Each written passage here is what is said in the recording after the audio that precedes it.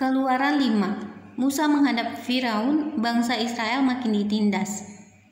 Kemudian Musa dan Harun pergi menghadap Firaun, lalu berkata kepadanya, "Beginilah firman Tuhan Allah Israel, biarkanlah umatku pergi untuk mengadakan perayaan bagiku di padang gurun."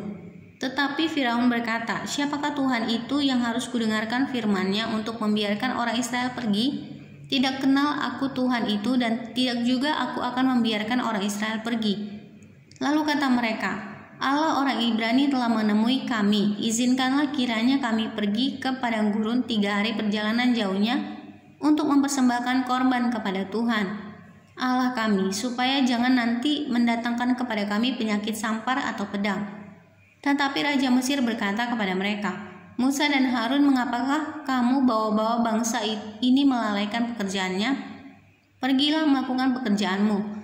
Lagi kata Firaun, "Lihat, sekarang telah terlalu banyak bangsamu di negeri ini. Masakan kamu hendak menghentikan mereka dari kerja paksanya?" Pada hari itu juga Firaun memerintahkan kepada pengerah-pengerah bangsa itu dan kepada mandur-mandur mereka sendiri, "Tidak boleh lagi kamu memberikan jerami kepada bangsa itu untuk membuat batu bata, seperti sampai sekarang. Biarlah mereka sendiri yang pergi mengumpulkan jerami. Tetapi jumlah batu bata yang harus dibuat mereka sampai sekarang, bebankanlah itu juga kepada mereka, dan jangan menguranginya, karena mereka pemalas." Itulah sebabnya mereka berteriak-teriak, "Izinkanlah kami pergi mempersembahkan korban kepada Allah kami."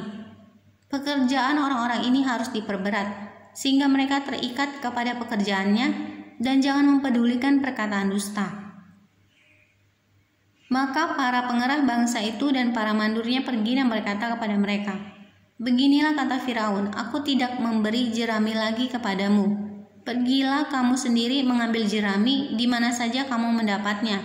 Tetapi pekerjaanmu sedikit pun tidak boleh kurang." Lalu berseraklah bangsa itu ke seluruh tanah Mesir untuk mengumpulkan tunggul gandum sebagai pengganti jerami.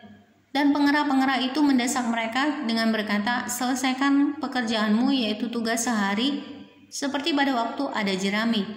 Lalu pengerah-pengerah Firaun memukul mandur-mandur Israel yang mereka angkat sambil bertanya, "Mengapakah kamu pada hari ini tidak menyelesaikan jumlah batu bata yang harus kamu buat seperti kemarin?"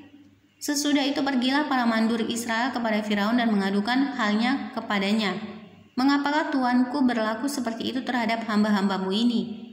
Jerami tidak diberikan lagi kepada hamba-hambamu ini, tetapi walaupun begitu kami diperintahkan, buatlah batu bata. Dan pada itu hamba-hambamu ini dipukuli, padahal rakyat Tuanku lah yang bersalah." Tetapi ia berkata, "Pemalas kamu, pemalas. Itulah sebabnya kamu berkata, 'Izinkanlah kami pergi mempersembahkan korban kepada Tuhan.' Jadi sekarang pergilah bekerja, jerami tidak akan diberikan lagi kepadamu, tetapi jumlah batu bata yang sama harus kamu serahkan." Maka mengertilah para mandur Israel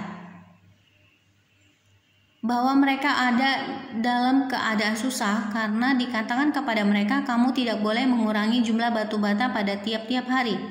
Waktu mereka meninggalkan Firaun, berjumpalah mereka dengan Musa dan Harun yang sedang menantikan mereka.